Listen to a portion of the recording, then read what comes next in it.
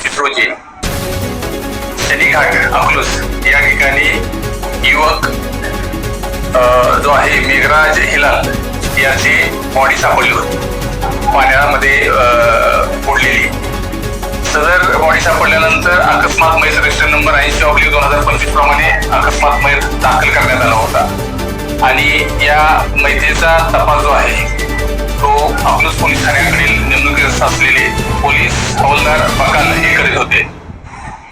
सदर अकस्मात मयतामध्ये माननीय पोलीस अधीक्षक श्री अतुल कुलकर्णी सोलापूर ग्रामीण, अप्पर पोलीस आयुक्त अधीक्षक प्रीतम यावलकर सर आणि अकलूज उपविभागाचे पोलीस उपविभागीय अधिकारी संतोष वाळके सर यांनी काही सूचना दिल्या होत्या.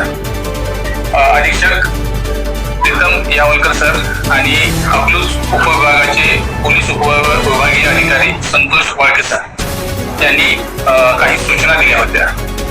त्या सूचनेप्रमाणे सदर मयताच्या तपासामध्ये असं निष्पन्न झालं की सदर मयतास घातपात करून त्याचा मृत्यू घडवून आणलेला आहे.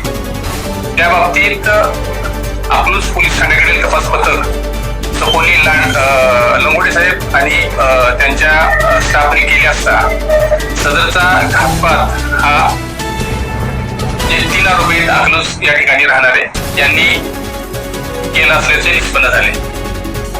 यामध्ये साक्षीदारांच्याकडे केलेला तपास, सीसीटीव्ही फुटेज आणि तांत्रिक तपास याच्या आधारे जे 3 आरोपींची नावं निष्पन्न झाली त्यामध्ये रोहित क्षत्रिय, त्याचा भाऊ राहुल क्षत्रिय आणि रोहन शिंदे सर्व राहणार अकलूज हे असल्याचे निष्पन्न झाल्यानंतर सदर आरोपीचा शोध घेतला असता आरोपी हे गुन्हा केल्यानंतर परागंदा झाले असल्याचे अकलूज शहरातून पळून गेले असल्याचे निष्पन्न झाले.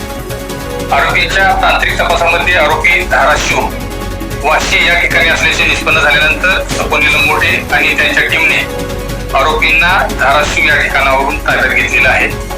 जो तिसरा आरोपी आहे शिंदे यास अकलूज या ठिकाणावरून ताब्यात घेतलेला आहे. आरोपींच्याकडे चौकशी करता आरोपींनी खुनासारखा गंभीर गुन्हा केले असल्याची कबुली दिलेली आहे, म्हणून त्यांना या गुन्ह्यात अटक करण्यात आली असून सदर गुन्हा हा मयताची चौकशी करणारे पोलीस हवालदार बकाल यांच्या फिर्यादीवरून 302 चा गुन्हा दाखल करून जे निष्पन्न आरोपी आहेत यांना अटक करण्यात आली असून आज रोजी पोलीस कस्टडी रिमांडसाठी आणि त्यांच्याकडे अधिक चौकशीसाठी माननीय न्यायालयात त्यांना सादर करणार आहोत.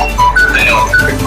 खुनाचा उद्देश आहे प्राथमिक जे आम्ही चौकशी केलेली आहे, तपास केलेला आहे, त्यामध्ये आरोपींनी कबुली दिली आहे की जो मयत आहे मयत याने आरोपी यांच्याकडे अकलूज शहरामध्ये जाण्यासाठी त्याच्याकडे असणाऱ्या टू व्हीलरची मागणी केली होती आणि त्या कारणावरून आरोपी आणि मयत यांच्यामध्ये वादावादी झाली होती आणि या वादावादीतूनच आरोपींनी परत जो मयत आहे त्याला शनीघाट या ठिकाणी नीरा नदीच्या पात्रात नेलं आणि त्याला बुडवून मारलेला आहे.